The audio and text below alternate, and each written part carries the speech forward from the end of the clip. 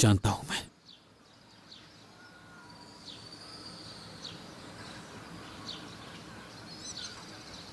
जब तुम मेरे सामने होती हो मेरा दिल बहुत बड़ा और मजबूत हो जाता है रेहान। इतनी ताकत की पूरी दुनिया से लड़ सकता हूं चाहे मेरी जान चली जाए। बहुत मुश्किल होगा मीरान। तुम जानती हो मुश्किल क्या है? तुम्हारा मुझसे दूर हो जाना रेहान। जब तुम मेरे साथ हो तो कुछ मुश्किल नहीं। यकीन करो मेरा, कुछ मुश्किल नहीं।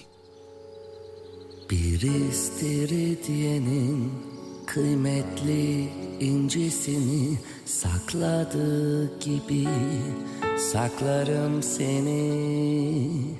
Bir bahar dalının narin tomurcuklarını sakındığı gibi korurum seni.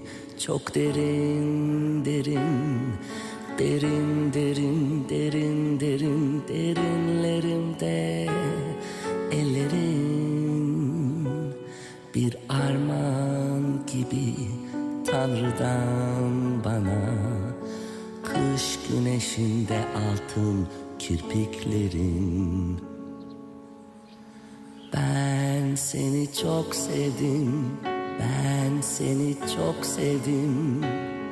Belki zordur anlaması sessizliğimden.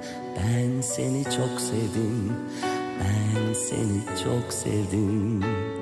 Sen oku kelimeleri gözlerimden.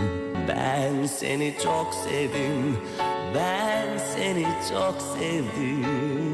Belki zordur anlaması sessizliğimden.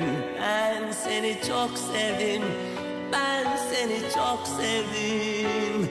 Sen oku kelimeleri gözlerinden.